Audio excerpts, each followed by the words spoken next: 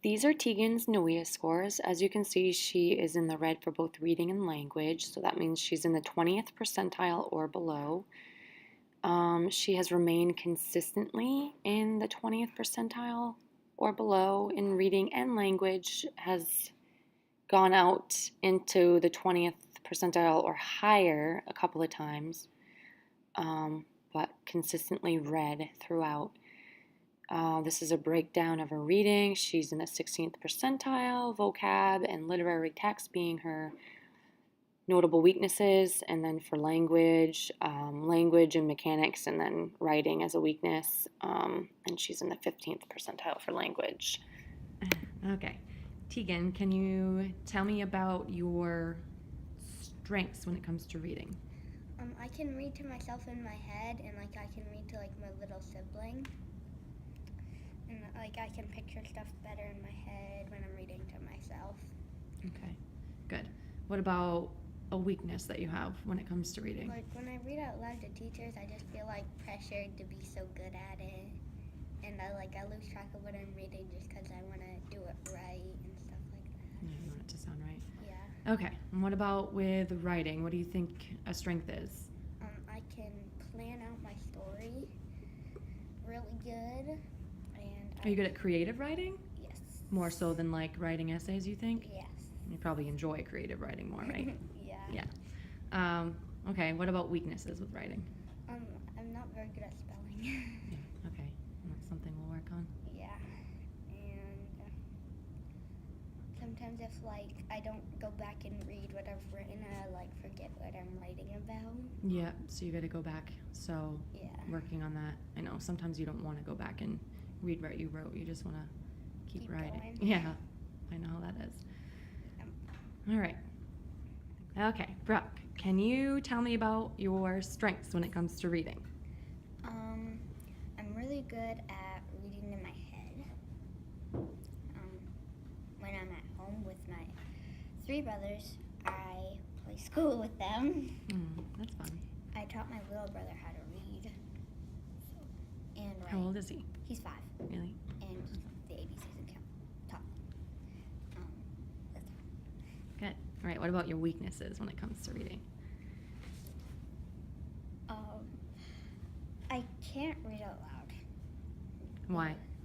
It's kind of hard to pronounce words out loud. It's kind of better when I read in my head. Can you pronounce the words better in your head, or does it whether you're reading out loud, or is it still a problem? Either way. I can read better in my head. Okay. All right, what about writing? What's a strength in writing? I'm really good at writing my own writings, not essays or steps. So when you get to decide what you're going to write, you're good at it. Okay. What about a weakness? I'm not good at say essays. I'm not really good at doing essays that good. Yeah, like breaking up ideas into paragraphs and stuff. And spelling. And spelling. Okay. All right. Good.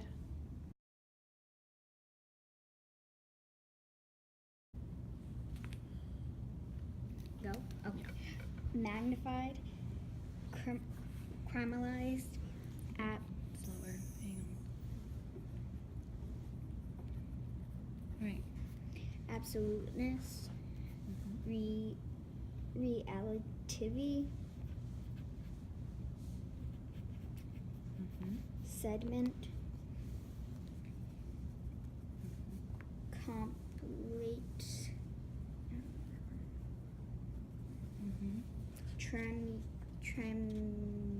and OS.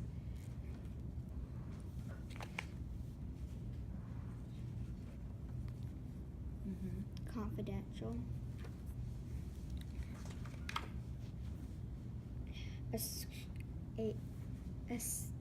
Screed. Inflective. Yeah.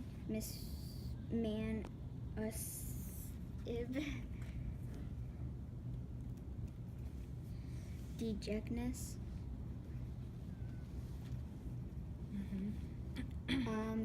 Irritable.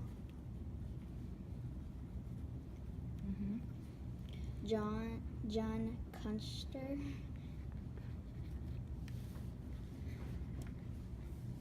Mm-hmm. It perfectly. Mm-hmm. Dextership. Mm-hmm. Respectfully. Mm-hmm. Misconduction. All right, you can stop it. Inclines. Mm-hmm. Amended. Mm-hmm. Distribute. Mm-hmm. Embossing. Mm-hmm. Prick and sealing. Okay. Detached. Enhanced. Impeaches. Okay. Unseasoned. Mm-hmm. Miss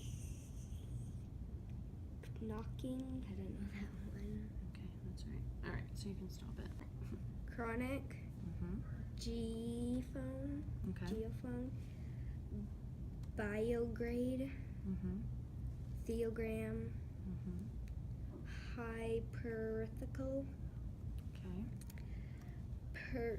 Paroxystic. Okay. Cosmology. All Hydrostance. right. Okay. Physical graph. Okay. And teleconferences. I don't know that one. All right, that's right. All right. Here's a sample of some of the words that they read for the word warm-ups assessment. They're divided by affixes, such as, specific prefixes, suffixes. And here is a picture of Tegan's results. She got 3 or more wrong in each section, which was the cutoff. So we're just going to kind of focus on each section throughout this whole clinical.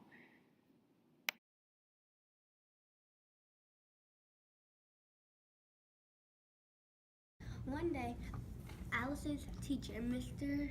Jacobs, told the class they would be making crossword puzzles. Mr. Jacobs split the class into 2 groups. The first group of students had to make a crossword puzzle about the food chain. Second group had to make a crossword puzzle about the human body. Alice was happy when she put in the second group. She loved learning about the human body. It was her favorite part of science class. After the groups were formed, Mr. Jacobs gave each group articles about their topic. Students selected 10 important word forms the articles as the answer to their puzzle.